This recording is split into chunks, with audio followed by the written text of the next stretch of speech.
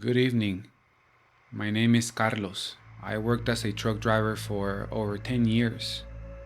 Throughout my job, various things happened to me that some might categorize as paranormal. Traveling mile after mile on the road at night lends itself to such experiences. This is one of the stories that marked me the most. I was leaving the city of Tijuana, planning to travel along the border until reaching Tamaulipas. I left around 8 in the evening. I wasn't tired because I had just taken a long nap at a truck stop, so I was ready to drive all night. Everything was going as usual. The road was somewhat empty that night, with little traffic, which I liked. It was past midnight when suddenly I saw a white van emerge from nowhere behind me. I didn't pay much attention, thinking perhaps someone had decided to park there for a rest. However, the van didn't overtake me. I always signal other vehicles to overtake me when they're behind, since I had to drive slowly, and that's what I did with this van. But it remained behind me. I thought perhaps the driver was scared, given it was night and maybe they weren't experienced driving on the highway. So I reduced my speed even further and signaled again, but they didn't overtake. They also reduced their speed to stay behind me. By this point, I was getting irritated. I didn't know what this person's game was, but I decided to ignore it and just keep driving. This went on for about 2 hours, with the van still tailing me. I decided to pull over at a gas station, both to use the restroom and grab something to eat, but also hoping the van would continue on its way. But as I turned into the gas station, the van did too. However, instead of parking, it stopped at the roadside with its lights on. I went to the restroom, then bought some snacks, but when I came out, the van was still there, waiting for me. Annoyed, I decided to approach it and ask the driver what their problem was. Were they following me, or was this some kind of sick joke? I reached the van and knocked on the window, which was completely tinted, making it impossible to see inside. I shouted for the drivers to show their face, but there was no response. Out of frustration, I threatened that if they continue following me, I report them to my fellow truck drivers. Suddenly, the van sped off, nearly running me over. I was angry, but also relieved, hoping they finally leave me be. I stayed parked for another 30 minutes, smoked a cigarette, then resumed my journey. Everything was normal until around 3 in the morning, when the same white van suddenly appeared behind me again. I was frustrated and thought of reaching the next truck stop to ask other truckers for help. The van began to drive alongside me. I thought they were finally overtaking, so I reduced speed. But they matched my speed. Their window was level with mine, and I could feel the driver watching me. I honked, signaling them to move away, but suddenly the van swerved closer, making me lose control. My truck smashed through a fence and ended up in the middle of some woods. My truck's engine died, and when I tried the radio, it too was dead. My cell phone had no signal, and I was stranded in the middle of nowhere at 3 a.m. As if things couldn't get worse, I saw lights approaching. My heart sank when I recognized a white van. It parked behind me, turned off its engine and lights. I locked my door and took out the knife I always carried with me, fearing a kidnapping, given the rising criminal activity. After about 5 minutes, nobody had gotten out of the van. I made the difficult decision to approach and try to talk to the driver. Slowly, I approached the van with my knife tucked in my pocket, using my cell phone's flashlight since it was pitch black. I knocked on the van's window and asked if we could talk, but there was no answer. I tried peering inside, but there was nothing. The back of the van was also empty, except for trash. It seemed the van had been abandoned for a long time. I opened the door and confirmed that it was completely empty. I can't explain the horror I felt. I just kept wondering, who had been driving all that time, following me? I hurried back to my trailer, but before I climbed in, I saw a figure standing a few meters away, illuminated by the lights of the truck. I called out, "Hello," but he didn't answer. Instead, he gestured with his hand for me to follow him. I hesitated but decided to follow, thinking perhaps he needed help. He walked briskly and I could barely keep up. The area smelled strongly of dead animals.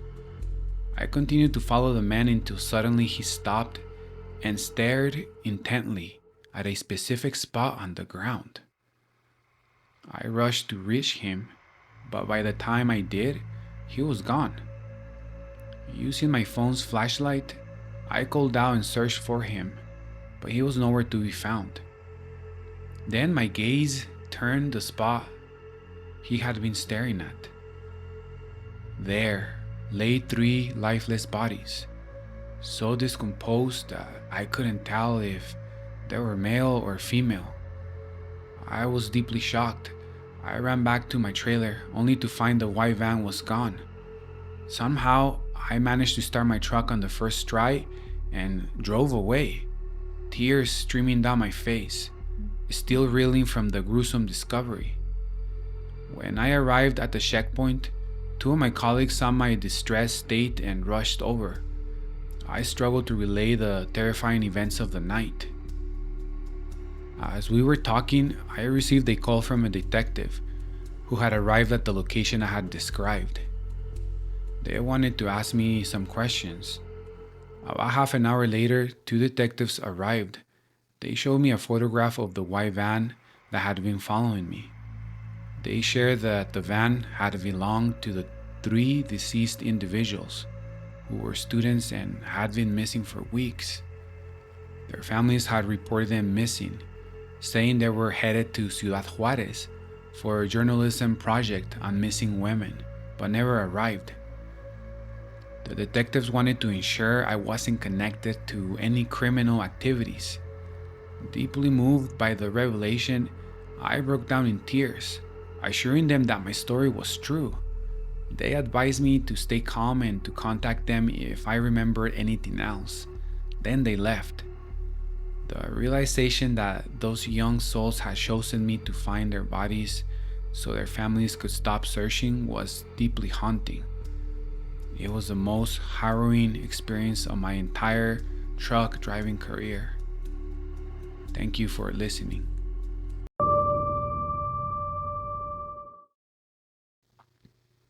My name is Jose. For a long time, I worked as a truck driver for various companies. Now I've retired, having reached the age of 70.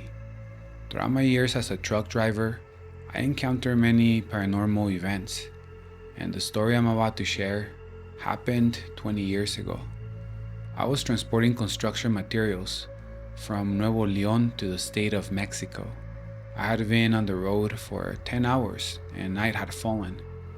I enjoyed traveling by night as the roads were emptier, providing a sense of calm and solitude. I was listening to music, as often did when I saw a man at the edge of the road hitchhiking. Without hesitation, I pulled over. At that time, it was quite common to see people hitchhiking, and I always tried to help. This time was no exception. The man appeared to be around 60, dressed in dirty and somewhat old clothes. I asked, "Where are you headed, friend?" He replied that his truck had broken down a kilometer ahead and that no one had stopped to assist him. I offered him a ride, intending to help him with my tools. The man climbed into the passenger seat, remaining silent. I tried making conversation, asking him which companies he worked for, but he didn't reply. I then inquired about his torn and dirty clothing, but he remained wordless. We passed the kilometer he had mentioned, yet there was no sign of his truck. When I asked if we had further to go, he pointed ahead, signaling for me to continue driving. As time went on, I grew nervous because there was no broken down truck in sight. To my astonishment, I realized we had circled back to the exact spot where I had picked him up, kilometer 62. I was dumbfounded.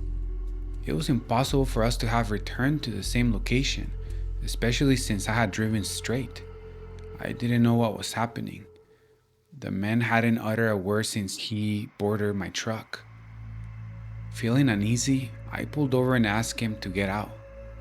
Without a word or even a glance, the man stepped out and walked into the near bushes, disappearing from sight. I was reluctant to leave him there, but he was nowhere to be seen. As I pondered what to do, another truck pulled up ahead of me. The driver approached me and began speaking to me. He asked, Did you see a man hitchhiking? Surprised, I asked how he knew. He explained that he frequently traveled this route and that the hitchhiker was a truck driver who had died in an accident right where I was parked. For years, this ghostly figure had been flagging down truckers, and those who stopped to give him a ride would vanish without a trace. He shared a chilling story of a friend who, a year ago, radioed him about picking up the same hitchhiker, and after that, was never heard from again. Many other truck drivers had reported similar eerie encounters with this operation. Gratefully, I thanked the man for warning me. He replied that truckers should look out for one another. As he left, he cautioned that I might encounter the spectral hitchhiker again, but advised me to simply ignore him and continue on my way.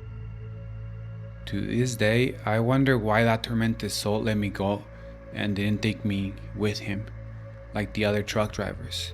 It's a question I will always ask myself.